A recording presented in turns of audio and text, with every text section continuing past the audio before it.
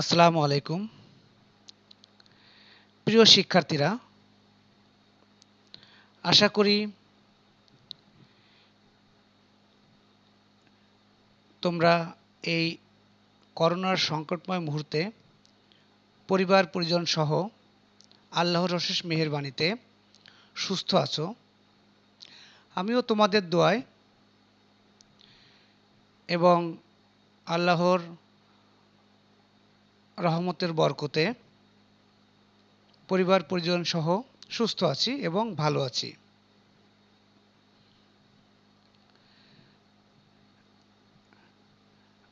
আটরাস শ্রীনাথ মাধ্যমিক বিদ্যালয়ের অনলাইন ক্লাসে সবাইকে স্বাগতম জানিয়ে আজকে আমি আমার ক্লাস শুরু করছি এবং আমার ডিজিটাল কন্টেন্ট উপস্থাপন করছি। আমার পরিচয়, আমি সৈয়দ আরিফুর রহমান, সহকারী শিক্ষক, আটরাস শ্রীনাথ মাধ্যমিক বিদ্যালয়।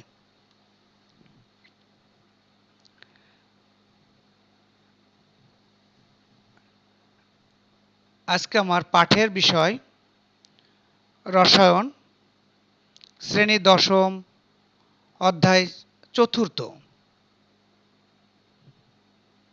প্রিয় শিক্ষার্থীরা, আটরাস শ্রীনাথ মাধ্যমিক বিদ্যালয়ের অনলাইন ক্লাসের মাধ্যমে দীর্ঘদিন শ্রেণী পাঠদান বন্ধ থাকলেও তোমাদের পাঠের সুবিধার্থে এই অনলাইন ক্লাসের সুব্যবস্থা করা হয়েছে। শিক্ষার্থীরা, তোমরা রসায়ন বইটা পাশে রেখে পাঠে সহযোগিতা করো এবং পাঠ উপস্থাপন উপভোগ করো। শিক্ষার্থীরা দেখো, এই ছবিতে আমরা কি দেখতে পাচ্ছি? দেখছি ছড়িয়ে ছিটিয়ে থাকা অনেক ঔষধ। তাহলে এই ঔষধ থেকে আমরা কি আমাদের প্রয়োজনীয় ঔষধটা সহজে চিনে নিতে পারি বা বেছে নিতে পারি? এত ঔষধ থেকে আমাদের প্রয়োজনীয় ঔষধ কি বেছে নেওয়া সম্ভব বা সাজানো সম্ভব? একই ধরনের ঔষধগুলো একটু চিন্তা করে দেখো তো শিক্ষার্থীরা। এই এত ছড়িয়ে ছিটিয়ে থাকা ঔষধগুলো থেকে আমরা কি আমাদের প্রয়োজনীয় ঔষধটা সহজেই বেছে নিতে পারি? আসলেই সম্ভব নয় বা অনেক কষ্টসাধ্য জিনিস। শিক্ষার্থীরা, আমরা এই ছবিতে কি দেখতে পাচ্ছি?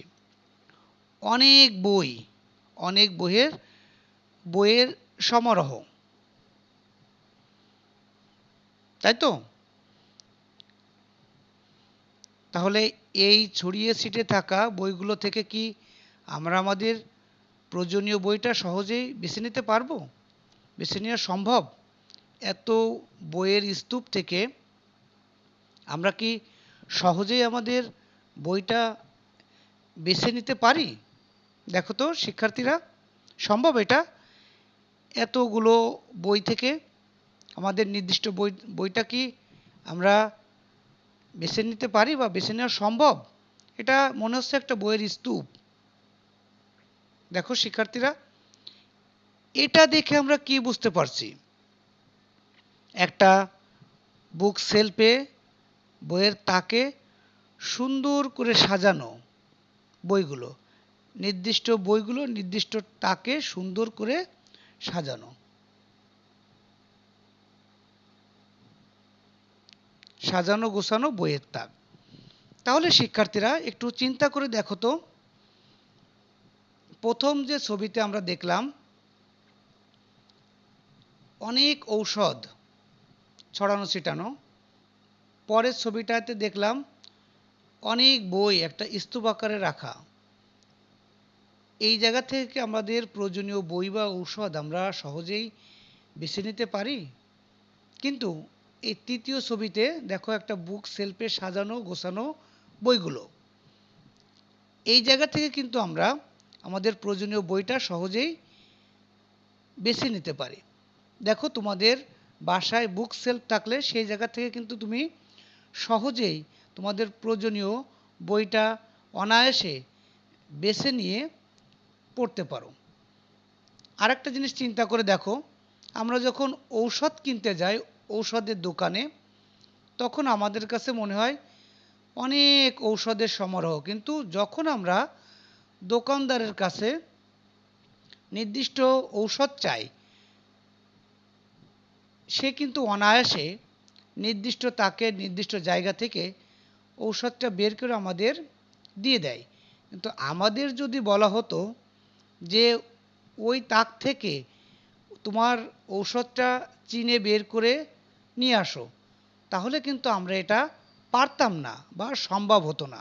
কারণ ঔষধের দোকানে দোকানি নির্দিষ্ট তাকে নির্দিষ্ট ঔষধগুলো রাখে, এটা কিন্তু আমরা সহজে চিনতে পারতাম না। কিন্তু যদি আমাদের জানা থাকতো বা সাজানো থাকতো গোছালো থাকতো, তাহলে কিন্তু বা বলা থাকতো বা লেখা থাকতো, তাহলে কিন্তু আমরা সহজেই বইগুলো বা ঔষধগুলো সহজেই চিনে নিতে পারতাম বা বেছে নিতে পারতাম। এই রকমই আমাদের মৌলগুলো কিন্তু যখন আবিষ্কৃত হয়েছে, তখন কিন্তু নির্দিষ্ট মৌল আবিষ্কার হয়েছে, তার ভৌত রাসায়নিক ধর্মগুলো মুখস্থ করা হয়েছে। নির্দিষ্ট সাজানো নেই, কোনো নির্দিষ্ট ছক নাই, কিছুই নাই। তখন কিন্তু যে মৌলটা আবিষ্কৃত হতো সেটার ভৌত রাসায়নিক ধর্মগুলো মুখস্থ করা হতো। কিন্তু পরবর্তীতে দেখে বিজ্ঞানীরা আসলে এটা সম্ভব হচ্ছে না। নির্দিষ্ট ধর্ম অনুসারে যদি আমরা সাজাই, তাহলে আমরা এটা মনে রাখার জন্য সহজেই মৌলগুলো আলাদা করতে পারবো বা বেছে নিতে পারবো। এরই প্রয়াসে কয়েকশো বছর ধরে বিজ্ঞানীদের প্রচেষ্টায় বা অনেক পরিবর্ধনের কারণে মৌলগুলো সাজানোর জন্য একটা ছক তৈরি করা হয়েছে। এই ছকটার নাম কি বলো তো শিক্ষার্থীরা? তোমরা তো শুনেছো বা জানো বা রসায়ন বইতে দেখেছো, এর একটা নাম আছে, বলো তো কি? এই মৌলগুলো সাজানোর জন্য একটা ছক তৈরি করেছে। অনেক বছর চেষ্টার ফলপ্রসূ হিসাবে বা ফল হিসেবে এই ছকটা তৈরি করা সম্ভব হয়েছে। বলো তো শিক্ষার্থীরা একটু চিন্তা করে, এই ছকটার নাম কি? হ্যাঁ শিক্ষার্থীরা, এটার নাম হচ্ছে কি পর্যায় সারণী। তাহলে আজকে আমরা শিখব কি, আজকে বা আমাদের পাঠের বিষয় বা পাঠ শিরোনাম পর্যায় সারণী। শিক্ষার্থীরা ঠিক আছে, খুব গুরুত্বপূর্ণ একটা জিনিস, যেটা রসায়নের ক্ষেত্রে বা রসায়ন পাঠের ক্ষেত্রে পর্যায় সারণীর গুরুত্ব অপরিসীম। তাহলে আজকে আমাদের পাঠের বিষয় পর্যায় সারণী। শিক্ষার্থীরা তাহলে এই পর্যায় সারণীর শিকন ফলটা কি? আজকে আমরা কি কি শিখব? এটা তো অনেক বড় একটা অধ্যায়। আজকে আমাদের পাঠের শিক্ষণীয় বিষয়টা কি, বা এই পাঠ শেষে তোমরা কি জানতে পারবে বা কি শিখতে পারবে? তাহলে এই পাঠ শেষে শিক্ষার্থীরা পর্যায় সারণী কি তা বলতে পারবে, ত্রয়ী সূত্র এবং অষ্টক তত্ত্ব বলতে পারবে, পর্যায় সারণী বিকাশে পটভূমি বর্ণনা করতে পারবে। মানে মেনলি হচ্ছে পর্যায় সারণী, বিভিন্ন সূত্র আর পর্যায় সারণীর পটভূমি বা ইতিহাস, এটা আমরা আজকে জানবো বা শিখব।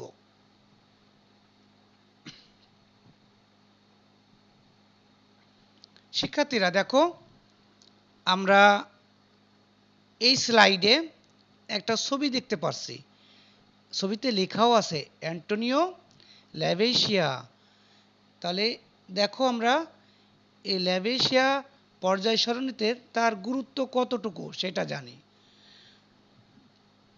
1789 সালে ফরাসি বিজ্ঞানী অ্যান্টোনিও ল্যাভেশিয়া সর্বপ্রথম তখন পর্যন্ত জানা 33টি রাসায়নিক পদার্থকে বা মৌলকে 4টি ভাগে ভাগ করে একটি তালিকা প্রকাশ করেন। তাহলে সর্বপ্রথম 33টি রাসায়নিক পদার্থকে 4টি ভাগে ভাগ করে একটা তালিকা প্রকাশ করেন। কে? ল্যাভেশিয়া। তার এই তালিকায় মৌল যৌগ সমূহকে একত্রিত অবস্থায় প্রবাহী, ধাতু জাতীয়, অধাতু জাতীয় খনিজ এই 4 ভাগে বিভক্ত করেন, করে একটা তালিকা তৈরি করেন। দেখো এটা আমরা দেখি, এই রকম একটা তালিকা প্রকাশ করেন। এটা আমাদের রসায়ন বইতে 9, 10 রসায়ন বইতে নাই, তাও আমরা একটু দেখি এই তালিকাটা। প্রবাহী, অধাতু জাতীয়, ধাতু জাতীয় খনিজ, দেখো তালিকায় দেওয়া আছে। এই ধরনের একটা তালিকা তৈরি করেন। এটা শুধু দেখো তোমরা, এই ধরনের একটা তালিকা তৈরি করেন। দেখো আরেকজনের ছবি দেওয়া আছে, আরেকজন বিজ্ঞানী বা রসায়ন বিজ্ঞানী। কে? John Dalton.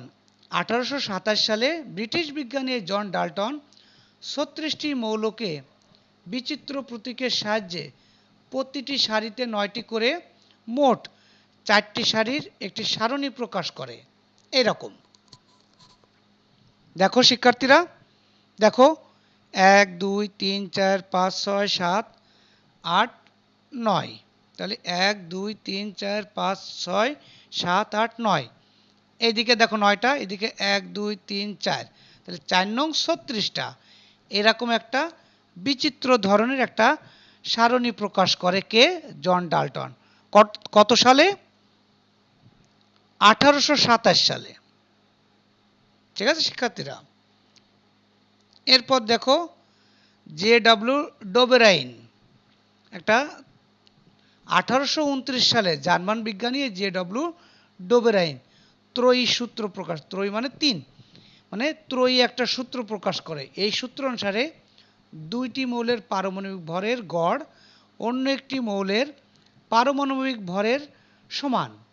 দুইটি মৌলের পারমাণবিক ভরের গড় করলে অন্য একটি মৌলের পারমাণবিক ভরের সমান বা তার কাছাকাছি এবং মৌল তিনটির ধর্ম একই রকম, এরকম একটি দেখো ত্রয়ী সূত্রের একটা সারণী তৈরি করে। দেখো লিথিয়ামের 7 ভর, সোডিয়ামের 23, পটাশিয়াম 39। তাহলে 39 আর 7 যোগ করলে তাহলে 2 দিয়ে ভাগ করলে 23 পাওয়া যায়। এটা সোডিয়ামের ভর, তাহলে দুই পাশে দুটো। দেখো ক্যালসিয়ামের 40, এটা 137, যোগ করে 2 দিয়ে ভাগ করলে 88.5, মানে কাছাকাছি মান পাওয়া যায়। লিথিয়ামের 3, পটাশিয়ামের 19, এই দুটো যোগফলকে 2 দ্বারা ভাগ করলে গড় কত আসে? 11। এইটা হচ্ছে ত্রয়ী সূত্র। এইভাবে দুইটি মৌলের পারমাণবিক ভরের গড়, তার দেখো মিডিলের মানে মাঝখানের মৌলের যে ভর এটার কাছাকাছি বা সমান, এটাই হচ্ছে ত্রয়ী সূত্র। এরকম একটা সূত্র প্রকাশ করেন, যেটার ছকটা বা সারণীটা এরকম। এরপর দেখো অন্য একজন রসায়ন বিজ্ঞানী, নাম দেওয়া আছে কি, ছবিও দেওয়া আছে, জন নিউল্যান্ড। দেখো এই পর্যায় সারণীতে তার অবদান দেখো। 1864 সালে ইংরেজ বিজ্ঞানী জন নিউল্যান্ড 56টি মৌলকে তাদের ভর অনুযায়ী সাজিয়ে প্রতি অষ্টম মৌলসমূহের ভৌত রাসায়নিক ধর্মে মিল দেখতে পান অষ্টম মৌলের। এর ভিত্তিতে তিনি অষ্টক তত্ত্ব প্রস্তাব করেন। ঠিক আছে, জন নিউল্যান্ড 1864 সালে 56টি মৌলকে তাদের ভর অনুসারে সাজিয়ে যে অষ্টম মৌল, যেটার বলা অষ্টক তত্ত্ব, এই অষ্টম মৌলের একটা প্রত্যেকটা মৌলের একটা মিল খুঁজে পান। আসলে এই অষ্টক তত্ত্বে বা অষ্টম যে মৌলটা, এই তত্ত্বের যে মৌলগুলো আছে এরা তাদের ভৌত ও রাসায়নিক ধর্ম একই রকম। ঠিক আছে, অষ্টম মৌলের এরকম একটা আমরা এই অষ্টক তত্ত্বে দেখেছি যে হিলিয়াম, নিয়ন, আর্গন, ক্রিপ্টন, জেনন, রেডন এই ধরনের মৌলের কথা এই জায়গায় বলা হচ্ছে। হিলিয়াম 2 এর তত্ত্ব মানে বা তার কি হচ্ছে, দুটো আসছে তার ইলেকট্রন বা পারমাণবিক সংখ্যা 2, এই অনুসারে এটা 2 এর তত্ত্ব মানে। বাকি মৌলগুলো কিন্তু এই যে ইঙ্গিত দেওয়া হয়েছে অষ্টক তত্ত্বের, এটা এই ধরনের মৌলের ভর অনুসারে যে সাজালে যে মিলগুলো পাওয়া যাচ্ছে তার কথা বলা হচ্ছে। জন নিউল্যান্ড 56টি মৌলকে নিয়ে গঠিত পর্যায় সারণী এই রকম একটা সারণী তিনি প্রদান করেন। দেখা যায় 20টি মৌলের ব্যাখ্যা দিতে এই সারণী সফল হয়নি, যে এই সারণীর ভিতর 20টি মৌলের যে সঠিক ব্যাখ্যা এটা দেওয়া সম্ভব হয়নি। এরপরে 1869 সালে রুশ বিজ্ঞানী মেন্ডেলিভ এবং জার্মান বিজ্ঞানী লোথার মেয়র পৃথক পৃথকভাবে একই ধর্মবিশিষ্ট বিভিন্ন মৌলকে সমশ্রেণীভুক্ত করার প্রয়াসে মৌলসমূহের একটি তালিকা প্রকাশ করার চেষ্টা করেন। দেখো বিজ্ঞানীরা কত আগের থেকে কত চেষ্টা করছে, মানে বিভিন্ন ধরনের পরিবর্ধন করে একটা নির্দিষ্ট ছকে আনার চেষ্টা করতেছে বিভিন্ন মৌলগুলোকে। দেখো 1869 সালে মেন্ডেলিভ, লুথার মেয়র এইরকম একাধিক বিজ্ঞানীরাও একসাথে এরকম একটা ছক তৈরি করার প্রয়াস চালাচ্ছে অনেক দিন থেকে। তাহলে মেন্ডেলিভ আর যে লুথার মেয়র এরাও সমগোত্রীয় বা সমশ্রেণীভুক্ত বা সম ধর্মবিশিষ্ট মৌলকে একটা ছকে আনার প্রয়াসে এই ধরনের চেষ্টা করছে। পরবর্তীতে রুশ বিজ্ঞানী মেন্ডেলিভ পারমাণবিক ভরের ভিত্তিতে 67টি মৌল নিয়ে পর্যায় সারণীর প্রবর্তন করেন। তাহলে দুইজন কাজ করা শুরু করেছিল। লাস্টে রুশ বিজ্ঞানী মেন্ডেলিভ পারমাণবিক ভরের ভিত্তিতে 67টি মৌল নিয়ে পর্যায় সারণীর প্রথম ধারণা প্রবর্তন করেন, যার মধ্যে 63টি মৌল আবিষ্কৃত হয়েছিল। বাকি 4টি মৌল তখনও আবিষ্কৃত হয়নি। যে পর্যায় সারণী তৈরি করেন তখন 67টি মৌলের ছক তৈরি করেন, কিন্তু তখন 63টি মৌল আবিষ্কার হয়েছিল, বাকি 4টে আবিষ্কার হয়নি। 1869 সালে রুশ বিজ্ঞানী মেন্ডেলিভ কর্তৃক সংশোধিত পর্যায় সারণী এইরকম একটা সংশোধন করে একটা পর্যায় সারণীর এইরকম একটা রূপ দেয়। কত সালে? 1869 সালে। কে? রুশ বিজ্ঞানী মেন্ডেলিভ। এরপর দেখো হেনরি মোসলে নামে একজন বিজ্ঞানী 1913 সালে, ইনি ব্রিটিশ বিজ্ঞানী এই হেনরি মোসলে, ঠিক আছে, কি করে এক্স রে স্পেকট্রাম সম্পর্কে পরীক্ষা করতে গিয়ে পারমাণবিক সংখ্যার ধারণা দেন। এই কারণে এই হেনরি মোসলেকে পারমাণবিক সংখ্যার জনক বলা হয়। তাহলে মেন্ডেলিভ যে ভর অনুসারে পর্যায় সারণী তৈরি করে, দেখে যে এই পর্যায় সারণী ভর অনুসারে যদি সাজানো হয় তাহলে কিছু সমস্যা হচ্ছে। কিছু কিছু মৌলের ক্ষেত্রে ভর অনুসারে সাজালে তাদের ধারাবাহিকতার কিছু ব্যত্যয় ঘটতেছে, কিছু ব্যতিক্রম পরিলক্ষিত হচ্ছে মনে হচ্ছে, ঠিক আছে। এই কারণে এই ভর অনুসারে সাজালে একটু ব্যতিক্রম দেখা যায়। এর কারণে এই আর্গন, পটাশিয়াম, তারপর এই ধরনের কিছু মৌলের ক্ষেত্রে এই ব্যতিক্রম দেখা দেয়। এই ব্যতিক্রমের কারণে পরবর্তীতে পারমাণবিক সংখ্যার ভিত্তিতে এই পর্যায় সারণীর সংশোধিত রূপ দেওয়া হয়। পরবর্তী মেন্ডেলিভ আধুনিক পর্যায় সারণীতে পারমাণবিক সংখ্যার ধারণা ব্যবহার করেন, যেটা পর্যায় সূত্রের সর্বশেষ সংশোধিত রূপ। তাহলে পর্যায় সারণীতে পারমাণবিক ভর অনুসারে সাজালে যে সমস্যাগুলো দেখা দিচ্ছিল পারমাণবিক সংখ্যা অনুসারে সাজালে সেই সমস্যাগুলো আর পরিলক্ষিত হচ্ছে না, ঠিক আছে, পরিলক্ষিত হয় না। যেটা পারমাণবিক সংখ্যা অনুসারে সাজালে এই যেটারে পর্যায় সারণের সংশোধিত রূপ বলা হয়।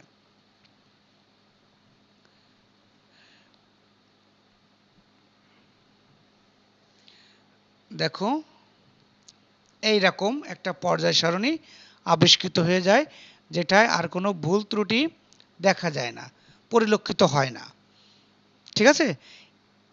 এটা বলা হয় আধুনিক পর্যায় সারণী, যেটা ভর অনুসারে সাজালে যে বিভিন্ন সমস্যাগুলো পরিলক্ষিত হচ্ছিল, এই সমস্যাগুলো আর পরিলক্ষিত হচ্ছিল না।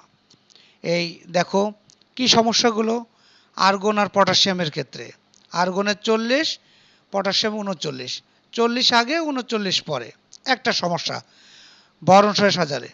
টেলুরিয়ামের 28, 128 ভর, আয়োডিনের 127, 128টা আগে 127টা পরে, ভর অনুসারে সাজালে এই রকম সমস্যা পরিলক্ষিত হচ্ছিল। কিন্তু যখন পারমাণবিক সংখ্যা অনুসারে সাজানো হয় তখন এই ধরনের কোনো সমস্যা আর পরিলক্ষিত হয় না। এটাই সংশোধিত সর্বশেষ পরিমার্জন, পরিবর্ধন এবং সম্পূর্ণ পরিশোধন একটা পর্যায় সারণীর রূপ প্রকাশ পায় পারমাণবিক সংখ্যা অনুসারে সাজানোর ফলে।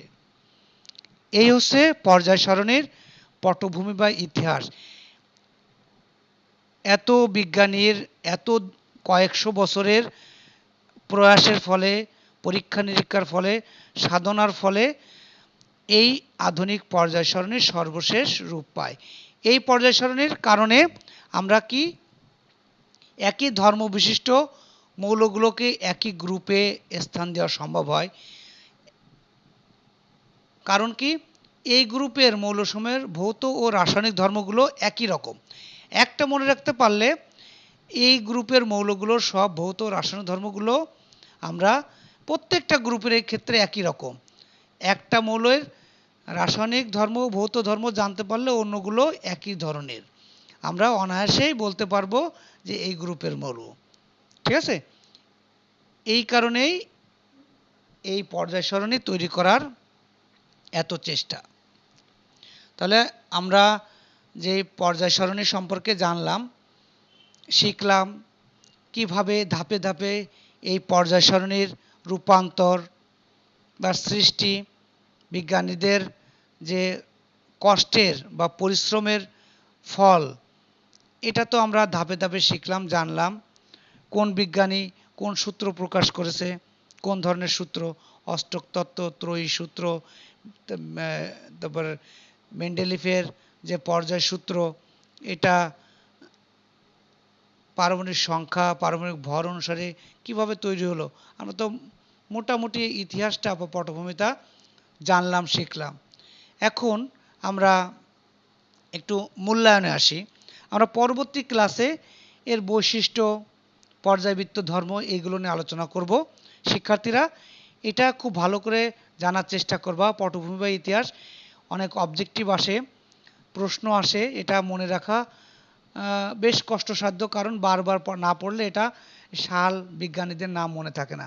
সুতরাং তোমরা বারবার পড়ে চেষ্টা করবা যাতে এটা মনে রাখা সহজ হয় বা সম্ভব হয়, ঠিক আছে শিক্ষার্থীরা। তাহলে আমরা একটু মূল্যায়নে আসি। তোমরা কি শিখলে, এত সময় তোমাদের কি শিখালাম, পর্যায় সারণী সম্পর্কে আমরা কি শিখলাম, প্রাথমিক যে ধারণা বা ভূমিকা, পর্যায় সারণী কি, শিক্ষার্থীরা একটু চিন্তা করো, পর্যায় সারণী কি বা কাকে বলা হচ্ছে। আমরা তো অনেকভাবেই দেখলাম, শিখলাম, একটু চিন্তা করে দেখো, ঠিক আছে। এরপর দেখো ত্রয়ী সূত্রটি বলো, অষ্টক তত্ত্ব কি, এই এগুলো আমরা এখন একটু আলোচনা করি। দেখো তাহলে পর্যায় সারণী কি, দেখো তোমরা নিজেরা চিন্তা করছো, ত্রয়ী সূত্রটা চিন্তা করছো, অষ্টক তত্ত্ব চিন্তা করছো, আমরা এক এক করে এটা সম্পর্কে এখন জানি। তোমরা যেটা চিন্তা করছো, বলার চেষ্টা করছো, সেটা আর আমার যে ধারণা এটা দেখো, তোমরা মিলাই দেখো সঠিক হচ্ছে কিনা। মৌলগুলোকে তাদের ভৌত ও রাসায়নিক ধর্ম অনুযায়ী সাজালে যে সারণী বা ছক পাওয়া যায় তাকে পর্যায় সারণী বলে। শিক্ষার্থীরা বোঝা যাচ্ছে? বুঝতে পারছো? তোমাদের কাছাকাছি অ্যান্সার হতে পারে, বা এই ধারণা তোমরা চিন্তা করছো যে মৌলগুলোকে তাদের ভৌত ও রাসায়নিক ধর্ম অনুযায়ী সাজালে যে সারণী বা ছক পাওয়া যায় তাকে পর্যায় সারণী বলে। পরবর্তী প্রশ্ন দেখি আমরা, ত্রয়ী সূত্র কি? এটা বলতে বলা হয়েছিল পর্যায় সারণীর দুটি মৌলের পারমাণবিক ভরের গড় অন্য একটি মৌলের পারমাণবিক ভরের প্রায় সমান বা কাছাকাছি এবং মৌল তিনটির ধর্ম একই রকম। এটা তো আলোচনা হয়েছে, তোমরা তো এটা অবশ্যই জানো, চিন্তা করছো।